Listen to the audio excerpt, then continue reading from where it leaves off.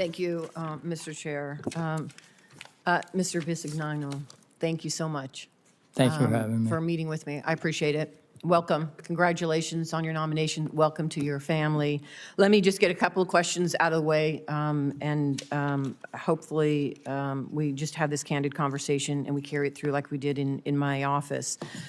Recently, in an interview with Joe Rogan on February 28th, Elon Musk called Social Security the biggest Ponzi scheme of all time. Do you believe that Social Security is a Ponzi scheme?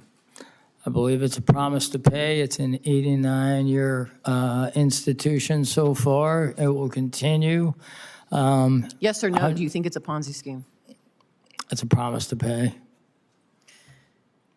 In a podcast appearance last week, Commerce Secretary Howard Lutnick suggested that only fraudsters would complain about missing a Social Security check and that most people wouldn't mind if the government simply skipped a payment. Do you agree with Secretary Lutnick that only fraudsters complain when the government fails to send Social Security checks?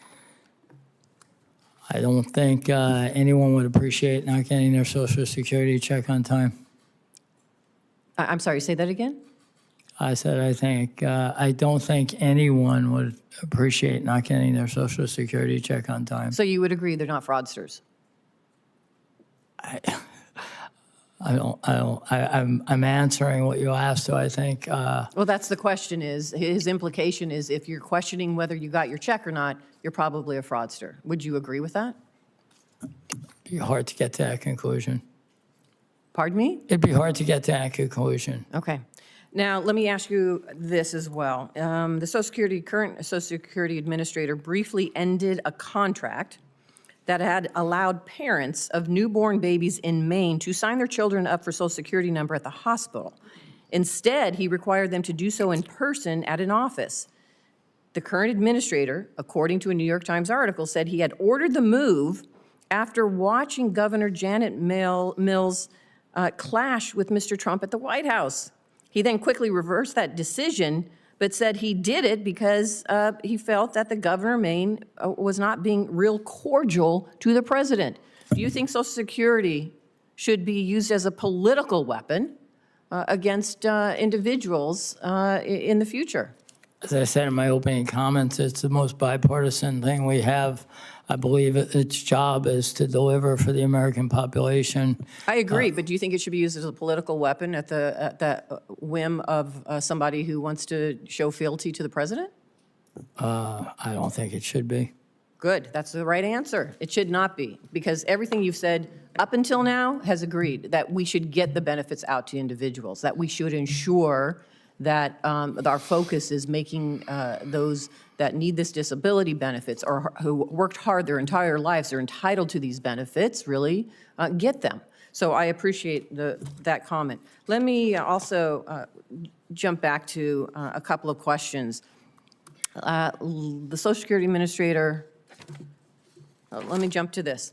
More than 570,000 Nevadans rely on Social Security after paying into it for decades, yet they face long wait times and inaccessible offices, problems that have only worsened under the so-called efficiency measures introduced by DOGE.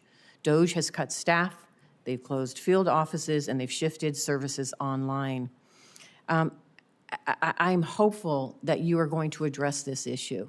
And as you think about moving into this office, what are you going to do based on all of the complaints that we are hearing now? They're more so than before this administration came into office. How do you expect to, in the first 100 days, address these issues? I'm a battle-tested executive. In the mortgage crisis, when I was asked to come in and work shoulder to shoulder with the government, we figured out how to clean up a pretty big mess. And so would you reverse some of the DOGE decisions if you felt that they were inappropriate and they weren't getting to the beneficiaries the information, the benefits they need? Any decision I thought was inappropriate would be looked at. All issues. And you'd be willing to reverse it if you felt it was appropriate? And you would be willing to reverse it if you felt it was appropriate? If something was inappropriate, it would be changed. Thank you. And then finally, let me ask you this. There's a lot of concern, and rightfully so, about individuals who don't even work in the administration. They are actually rifling through the personal information of Americans. And I am hopeful that you are going to guard that personal information for anybody who has provided it to Social Security Administration. Are you willing to protect their private information? I've done it my whole career. That's yes? I've done it my whole career. That would be yes. Thank you. Thank you, Mr.